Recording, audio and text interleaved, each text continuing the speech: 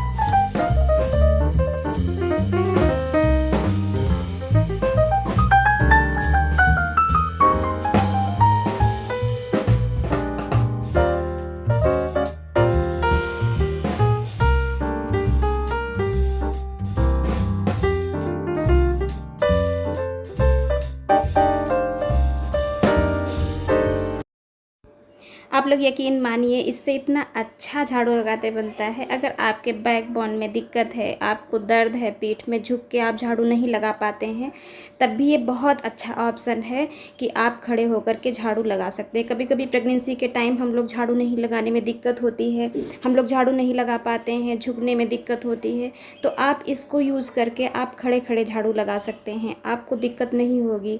और बहुत हैवी भी नहीं होती है कि बहुत भारी है, हल्की होती है, आप खड़े खड़े आराम से झाड़ू लगा सकते हैं। कभी कभी तो झाड़ू होने के बावजूद भी मैं इससे झाड़ू लगाती हूँ, क्योंकि बहुत इजी हो जाता है इससे झाड़ू लगाना। आप एक बार लगा के ज़रूर देखिएगा, बहुत पसंद आएगी आपको। मैं अभी साफ़ सफाई कर ही रही थी कि टाइम हो गया था और उसके एग्ज़ाम का। तो एग्ज़ाम गूगल फॉर्म में होता है, मोबाइल पे ही होता है, तो वहीं मैं बैठ गई थी। जब तक बच्चों के साथ बैठो नहीं तब तक कोई भी काम कर नहीं पाते हैं, बच्चे छोटे होते हैं, नहीं कर पाते हैं। तो वही मैं बैठ गई थी एग्ज़ाम कराने के लिए। मैंने सोचा सफाई तो बाद में कर लेंगे, लेकिन अगर टाइम निकल गया तो फिर एग्ज़ाम रह जाएगा, तो उसको पहले ज़रूरी है। तो आधा मैं झाड़ू लगा के छोड़ करके बैठ गई थी एग्ज़ाम कराने के लिए। क्या होता है, बच्चे समझते सब हैं, सारे क्वेश्चन उनको आंसर आता होता है, लेकिन वो कर नहीं पाते हैं। अगर उनको पढ़ के बता दो तो कहेंगे हाँ मम्मा ये ऑप्शन सही है, और समझने में कभी कभी दिक्कत होती है उन लोगों को। तो साथ में बैठना, क्लास के टाइम भी साथ बैठना, और एग्ज़ाम में तो देखना है कि क्या कराना है क्या नहीं कराना, सारा इंस्ट्रक्शंस उनको बताना, सारा सब कुछ बता करके तो फिर एग्ज़ाम कराना। उनको इंटर करना नहीं आता है, स्पेस देना नहीं आता है, भूल जाते हैं, कभी कभी पूरा लिखेंगे और उसके बाद में स्पेस देना भूल जाएंगे, आंसर गलत हो जाता है। तो इन सब चीज़ों को बताने के लिए साथ में बैठना बहुत ज़रूरी होता है। तो वही मैं करा रही थी। आप हमें लगता है कि अगर आप लोगों के बच्चों के भी इस तरीके से ऑनलाइन क्लासेस, ऑनलाइन एग्ज़ाम होते होंगे तो आप लोग भी ऐसे ही करते होंगे, या फिर कुछ लोग ट्यूटर लगा लेते हैं। ट्यूटर मैंने नहीं लगाया है, मैं खुद बच्चों को पढ़ाती हूँ। मेरे हस्बैंड को नहीं पसंद है कि मैं ट्यूटर लगाऊँ, पढ़े लिखे होने के बावजूद भी। कहते हैं कि किस लिए पढ़ाई की है, अगर ट्यूटर से हमको पढ़ाना होता तो हमारे पढ़े लिखे होने का कोई मतलब नहीं है। अगर हम अपने बच्चों को नहीं पढ़ा सकते, अपने बच्चों की केयर नहीं कर सकते, तो पढ़ने का मतलब क्या है।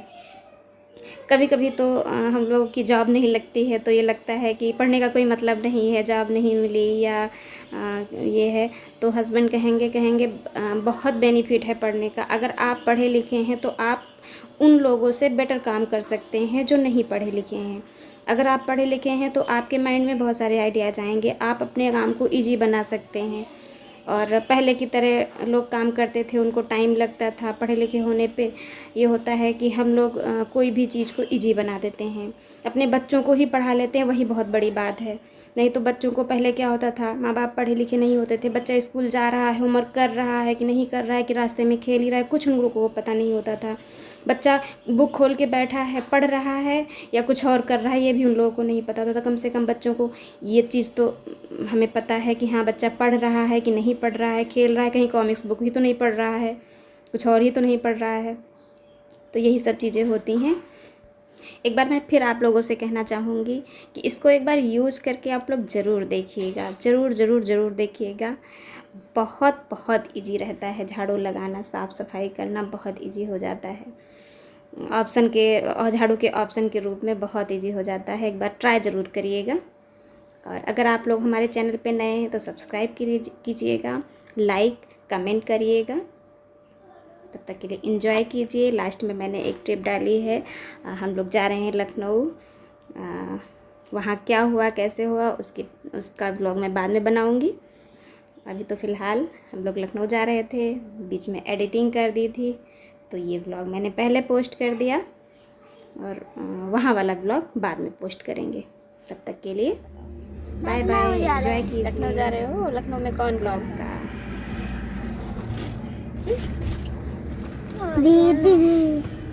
कौन कौन है? दीदी भी और मम्मी और मामा बस। और कोई नहीं। सिद्धार्थ, हाँ, दीदी, नानी। मम्मा